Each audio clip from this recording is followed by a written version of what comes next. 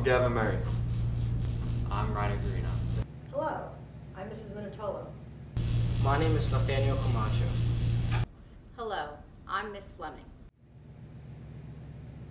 The Impossible Rescue, Saturday, July 7th. If the winding, hazard-filled cave system, the muddy current, and the enveloping darkness were the enemies, there was only one way to defeat them: the most meticulous planning, along with complete international cooperation. The expert cave divers could navigate safely by themselves, but in order to bring out the team, they would need precisely organized support at every step of the journey. Every single individual involved, no matter which nation he hailed from or what language he spoke, must know, accept, and execute his job.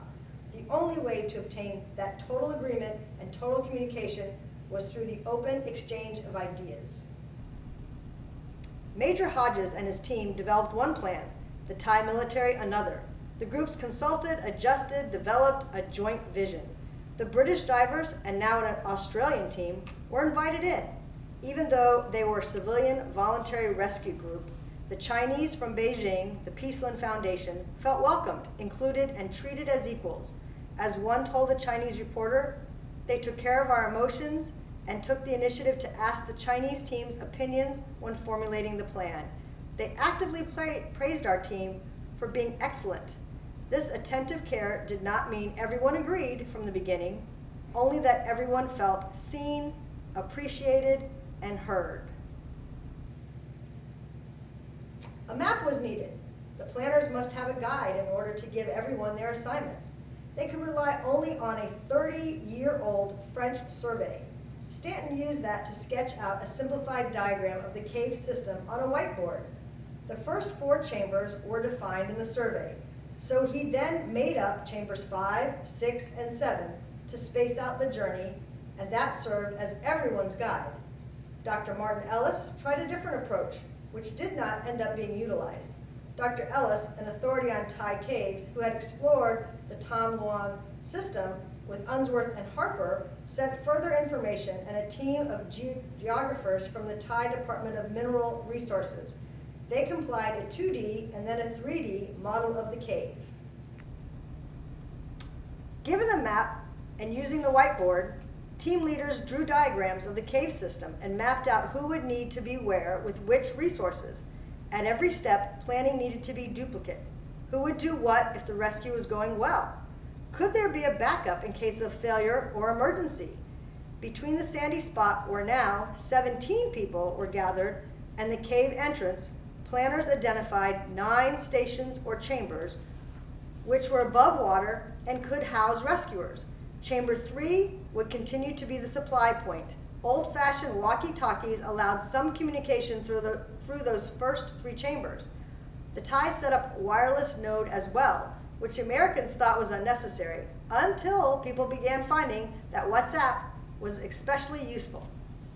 The first challenge was to create the best possible system for getting material through the obstacle course to supply the center in Chamber 3. The Chinese from the Beijing Peaceland Foundation had some expertise that put them in charge of this assignment. Zhou Hui knew how to create rope and pulley systems under difficult conditions. Working 19-hour days in the wet caverns, their hands swelling up from constant immersion in the water, he and 7 co-workers created a life channel out of ropes.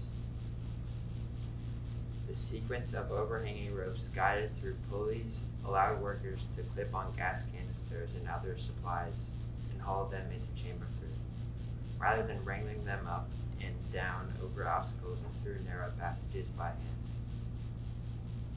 This sped up the resupplies process, and by the end of the first day, some 190 tanks were safely in the chamber. Later on, the Chinese crew had a second assignment. The Thais had already set up a zip line across a steep and slippery hill in Chamber 2. The Chinese were asked to help the Thais take it apart and replace it with the guide ropes so that during their rescue, the wild boars would be carried hand by hand. Past Chamber 3, the planners faced a second kind of challenge. There would be absolutely no communication. each chamber was a total isolated spot, separated by water, silence, and complete darkness. No Wi-Fi, no radio to cling them. Rescuers in each chamber would know only as much as they could see and feel right in front of themselves. Disaster plans had to be built assuming no contact from one to another. Rescuers would know the time the mission began, and thus when they might expect to see a diver and wild boar appear in their area. Since the divers would be using the guide ropes and cave divers had laid down as they swam along, rescuers ahead would get a bit of warning about 15 minutes before a diver appeared, when they would begin to feel tugs on the rope.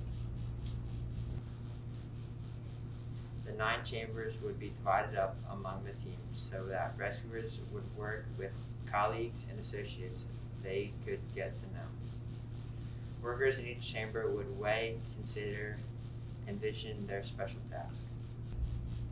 Chamber 1, the cave entrance. The Chinese, Australian, and some Americans and Thai Navy. Chamber 2, further into the cave.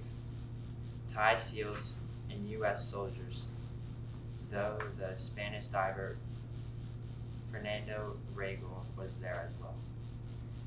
Chamber 3, U.S. Sergeant Brisbane, along with Thai SEALs and further U.S. rescue workers. Chambers 4 through 8, cave diving experts from everywhere, though this group, which included the Danish diver Ivan Karadzik, was collectively called the Euro Team. Chamber 9, the Thai SEALs and Dr. Pack were already there, soon joined by the 2 Australians, Harris and Challen, who would have a key part to play in this rescue effort. The team of 4 British divers, Blanton, Stanton, Mallison, and Joel, would ferry each person from the Chamber 9 to the receiving team in Chamber 3, who would bring the boys out. This was the plan as spelled out on a whiteboard, but would it be in reality? The next step was to rehearse as precisely and as accurately as possible every action that needed to take place. One way of doing this is what the military calls a rehearsal of concept, or ROC drill. The rock drill echoed on a smaller scale for the exact layout of the cave and the men and material in each cave. Major Hodges took over a parking lot, and chairs were strung together with rope, each one standing for a section of the cave. Water bottles took the place of gas tanks that would be actually used. A bottle with a green tag was a tank with oxygen measured out to be used by the wild boars and Eck. A bottle with a blue tag was air for the divers. Bottles marked with red were empty, discarded tanks. In the drill, the colors were tagged. In the cave, the colors would have the same meaning, but would come from pads similar to glow sticks. As rescuers paced through the drill, they were like dancers rehearsing by walking through a performance. They were seeing and beginning to memorize the actions they would need to take. Rock drill was also a chance to notice any gaps or bottlenecks. The Americans spoke in English, and there were a team of translators, some paid, some volunteers, there to make sure that everyone knew and understood each step. No matter how many times the rescuers walked through their tasks, though, there was a key piece missing from the rehearsal: the children and the teenagers. None of this would work unless the divers could get used to following the guide ropes through the murky water while holding and protecting a young person. And for the wild boars to make the dive, the rescuers would need to find diving equipment that would perfectly fit the faces and bodies. Michaela Collins to guidance, please. Michaela Collins to guidance. One sentence. And for the wild boars to make the dive, the rescuers would need to find diving equipment that would perfectly fit the faces and bodies of 11 to 17-year-olds. A local school offered its swimming pool, and Thai students volunteered their services as stand-ins. Each wild-born Ek would be wearing a mask that sealed in his entire face and pumped in this gas mixture he would need to breathe. With a full face mask, there is no need for a mouthpiece. The hose from the tank brings gas to the whole mask. Yet the slightest gap in the mask would let air out and water in, which would first panic and then likely drown the swimmer. Rungrit Chankwanan, who had brought remnants to the cave and had arrived in the Thai singer Naranthorn Nabangchang, was able to find enough full face masks to go around. But there was a problem. They were designed for adults. At the pool, the Americans put the masks on the middle schoolers and tried adjusting them. 1 tug on the strap, 2, 3. With the 5th and last pull, they were able to close the seal. The masks just about worked. Next came the problem of the water. It would be cold, and the young team members would need to put on the wetsuits. The Thai students wriggled into wetsuits, the face masks were tightly strapped on, and they were outfitted with the black buoyancy devices that would help keep them afloat. Now the divers practiced passing along these child packages over and underwater. As the pool rehearsals went on, Musk and his engineers set about to create what he called a tiny kid-sized submarine. He thought the device could reach the rescue team by Monday, July 9th. One crucial part of the plan would rest almost entirely on the shoulders of those 2 Australians, Harris and Challen. The pair had agreed to render all 13 totally unconscious during rescue. That would prevent them from falling into the kind of panic Aronson had predicted and could just make it possible to bring them out safely. The divers made it absolutely clear that they would not undertake the risk if the team members were awake. "I can't have them twitching around," Aronson explained. "He could have harmed himself. He could have ripped his face mask off and then he was dead. But this would also mean none of the wild boars could do anything to save himself. Everything would depend on the mask staying sealed, the skill of the divers, and the total focus of the international crews in the chambers." The rescue team presented this decision to the Thai authorities, who agreed and accepted total responsibility in case the plan should fail. Harris and Challen dove out to Chamber 9 to meet the team, to get to know them, and to assess the medical condition.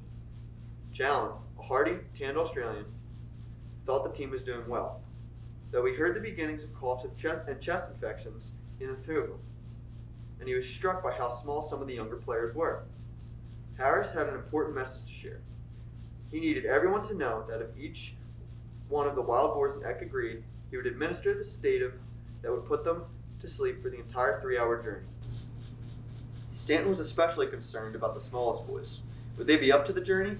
He thought Moss Submarine might be useful for them, if it could be ready and tested in time. The Thai SEALs who had dived out to join the wild boars knew that several rescue plans were being discussed. Seeing the players' conditions, the SEALs were concerned about asking the team to dive out. "I can only worry," one said, "that diving out might be tough for the kids. Yet, even leaving out the danger of the lowering oxygen levels and the expected rains, the sandy mound was hardly a comfortable place to stay." Everyone ate, slept, and went to the bathroom in the same tight, humid spot. The smell that had first greeted Stanton was overpowering. It was too hard to get bedding through the caves, so everyone had to sleep on moist, muddy ground. Still, the conditions were improving a bit. The SEALs, Eck, and the boys now had some food. Over time, about 100 meals were brought to them through the caverns. Space blankets, the thin mylar sheets that looked like shiny aluminum foil, enveloped marathon runners after a race and helped a person retain body heat, kept them warm. Dr. Pak, the Thai medic, was pleased to see that no one had serious wounds or infections, and the few scrapes, cuts, and bruises were swabbed with ointment to make sure they stayed clean and dry. Perhaps the most important, though, the team had companionship and soon contact with home. On one of Madelinson's dives, he realized that he was carrying a wet notebook, a pad that you could write on and the words would withstand their trip back. Concerned that not all the team would make it out safely, he wanted to be sure everyone sent home final word to his parents. As parents read the note and responded, what had begun out of fear turned into a warm and hopeful exchange. As a joint note, the team said, "Don't worry, everybody is healthy. We really want to go and eat so many types of food. When we get out, we want to go home right away. Teacher, don't give us a lot of homework." Nick was more specific. He sent his love to his parents and his sister. "If I can get out," he had, "take me to eat crispy pork." His parents wrote back, "We've been waiting and still waiting to meet you." Boo assured his parents he loved them and promised his mother he would come help out in the store whenever he had free time. "We miss you. Love you always," they replied. Many parents wrote to say that they would be awaiting at the very entrance of the cave.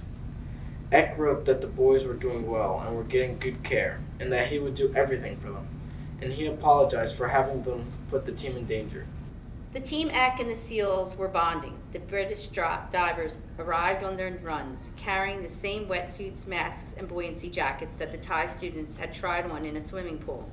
Since the wild boars would be sedated, they didn't need to practice with the equipment. The divers would put it on them, take it off them, and be totally responsible for their safety. The team understood what was about to happen. Since there were 4 divers assigned to bringing out the team, 4 players would go out each day.